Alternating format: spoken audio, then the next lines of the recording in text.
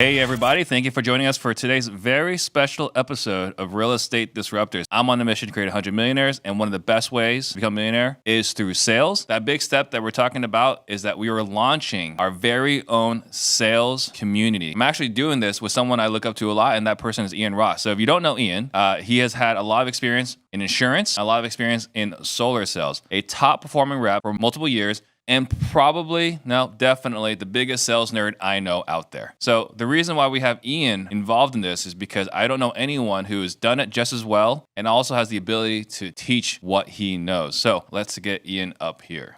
Ian, you want to introduce yourself? Well, first off, this is awesome. Fantastic to actually be on the Real Estate Disruptors podcast. It's a fan of it for a long time. So it's a cool thing to actually be here and be having this conversation. Fundamentally, I couldn't be more excited for today. Like, this is a big step forward, I think, in terms of thinking about, like you said, other ways to create more millionaires.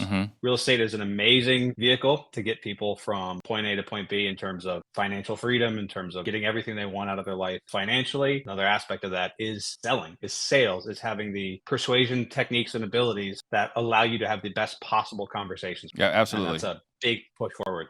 Yeah, I mean, the best way to create wealth is real estate. I don't think there's a better vehicle to creating wealth. And every business, I don't care what industry you're in, is ultimately a sales and marketing business, right? Everyone else is marketing fairly effectively. It's the sales part that really separates you from your competition. And so sales, again, is something we're really doubling down on. The purpose of the community is to create a platform for sales professionals. So you want to talk a little bit about the community, Ian? Yeah, so this is a big thing. I mean, in terms of what we're doing, we're going to be launching today the Sales Disruptors community. And what we'll be setting up here is a collection of like-minded individuals who are, much like yourself and I, entirely focused on growth and improving their abilities and their skills as a salesperson. Again, I mentioned in the very beginning, right? Like, there's the trainings, there's the courses, there's the books, and this and that. There's a lot of material out there. There's no shortage of material out there. But even with all that material out there, for the longest time, I always thought it required an it factor. Like, oh, he's got the gift of gab, or he just has it, right? Or she's just super charismatic, and so she's a natural salesperson. And you see this often. People's like, oh, you're a talker, you should get into sales. What we know about sales now is like that's actually an inaccurate assessment. It's having conversations where money you make as a professional is on the line fundamentally. Like, that's a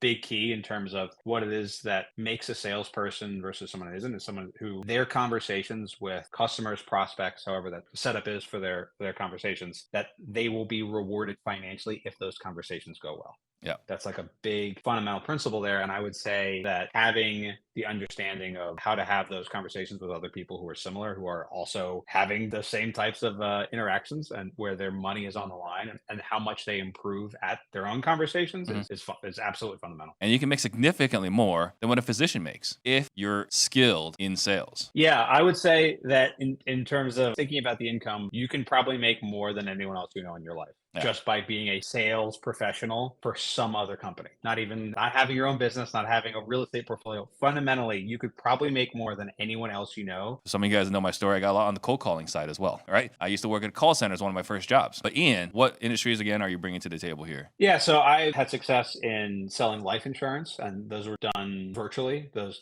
consultations, they were done over Zoom. It was a pandemic era life insurance selling in New York State, which is a tough commission only gig if you can get it, but especially selling mostly to union members, which is the majority of my conversation. So getting a Teamster truck driver to sit down and getting him to think what it would be like for his family if he didn't come home tomorrow is a tough conversation to have. But if you can cut your teeth on that, you can do pretty well. And then from there, I went on to selling residential solar, a excitement sale on saving money, potentially helping the environment, depending on what the homeowner said was important to them. What was the outcome they were seeking? Why did they reach out to you and selling to that need? Yeah, exactly. So it's funny because you hit this sort of like this wall at a certain point when you start to have certain aspects of getting good at sales conversations, which is that you go from understanding that it's like you're first told, like, this is how we pitch this product when you're working at a company. This is how we talk about X, especially if we're talking to this type of person. And that is all well and good. And you can also, just doing that process at enough volume, still make more money than everyone else you know in your life. That's what's so incredible about sales. But once you start actually getting into the weeds and understanding that my conversation should be adjusted to the person I'm talking to, and that not what matters that I've been told I should always emphasize, it actually is about their circumstance. You have that consultative approach.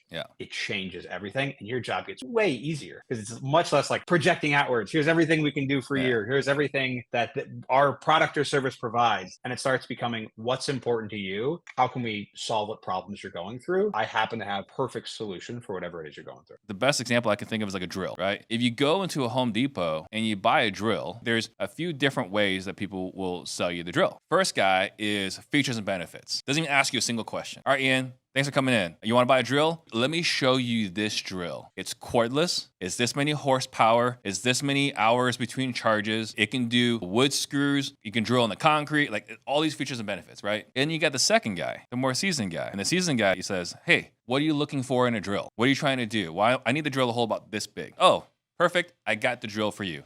He listened, he asked questions, and he picked a drill based off how you answer those questions technically. And then you got the best guy, who's not going to stay at Home Depot for much longer because how good he is. He's like, Ian, why are you buying a drill? Well, I'm building a treehouse for my family. Oh, okay.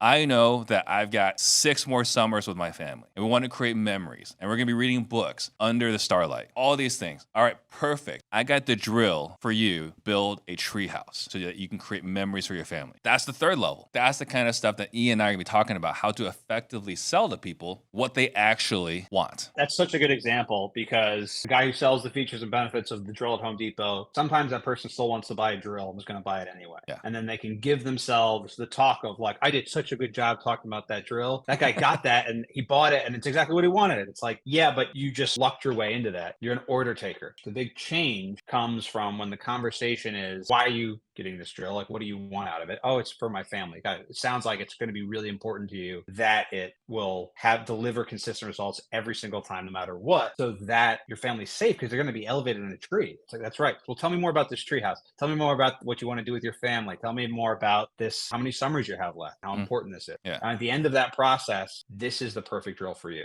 And not only will that person probably buy the drill, but the reality of the time, when we're going through a process like this, we're selling a more expensive product than a drill at Home Depot. It usually means fundamentally they're going to be having more competition than this drill or that drill are not buying. You're having actually other salespeople pitching different drills next to you, right? You're actually competing with other salespeople. In that instance, the person will always, almost without fail, go with the person who figured out the reason why and how this is important to them, and that being relevant, than the person who's doing the baseline, this drill can drill through concrete every single time. And that's like a big thing we're going to be pushing in the community. Yeah, right. And this guy's going to be sold on you. And on top of that, you think, hey, not only do you want to buy this drill, but I think if you're going to build a treehouse, let me show you the wood I would pick to build a treehouse. They're going to want to buy whatever you prescribe because you understand them better, right? If there's one key word you want to target, if you're looking to sell sales education, right? Because we've done the research years ago, right? Objection handling is number one. How do I overcome this objection? Not only are we going to have the course in there, right? But we're going to have regular calls where Ian can support you guys how to overcome those objections. It's that difference of the consultative selling, which we kind of talked about with the drill, right? The one that asked them why they're buying a drill versus what do you need the drill to do? And that guy's not taking the drill back to Home Depot after he builds that. And another thing too, we're going to be facilitating role playing. So how's that going to work? Yeah, so that's a big thing because I've been on a bunch of different sales teams in a bunch of different industries now. And I can tell you that the teams that role play, who actually talk through the types of conversations they're going to have, that when they come up with a tough part of the conversation, when they want to handle certain types of objections, they drill through it. They go through that experience and work on it together. So there will be set up to have role play conversations based on like, what's the conversation you had earlier this week that didn't go the way you want? And we'll be role playing with me on the call. We'll set it up so that other community members will role play with other people. So every single salesperson I've ever met fundamentally love role playing with another good salesperson. Good salespeople want to role play with other good salespeople. I know plenty of salespeople that don't want to role play, and those are not the good salespeople, right? No, great salespeople want to role play with other great salespeople. I mean, you see this. We use so many analogies between business and sport. You guys watch Pardon the Disruption. You guys see us do that a lot. Well, it's the same thing with sales and athletes, right? You don't just show up on game day and just nail a 10-yard slant, right? You don't just show up on game day and just crush a homer. You got to put in the reps. You got to put in the work. And that's what's required to excel in your business. And that's what we're talking about here with role playing within the community. By the way, when I was doing my own sales training, I wasn't paying $97 a month. I was paying my coach thousands of dollars a year, right? To be in his presence, right? So we're talking quite a bit cheaper. But the best way to grow on top of the role playing was the feedback. having a community around you that wants to grow together. And we're putting that in the package to make sure that we are going to beef up your 100 millionaire number, Steve, with the people who are in this community and get their skills levels up and get their abilities up and network. Yeah. It's going to be huge. I'm excited. We're going to destroy that 100. We're going to do way more than 100. Yeah. I mean, for me, I hope we do at least 1,000 alone within just a community. Our mission, our intent is to create leaders within the group. Doesn't matter what industry you're in. And we want to change the culture of sales. We talked about in the very beginning. There is a reason why everyone hates going to car dealerships. There is a reason for that. And we want to disrupt sales. Calling it sales disruptors for a very specific reason. We want to change the way sales is done. This bullying somebody, pushing them hard close. I just don't think that's the right way to do it. I think if you fully understand the other person's position, have their best interest at heart, and you have the ability to help them, and at that point, you have qualified and earned the right to do business with them. Yeah, not only that, I would say it's actually the path to making more money. You are capping yourself at thinking you have to persuade. So I call it like,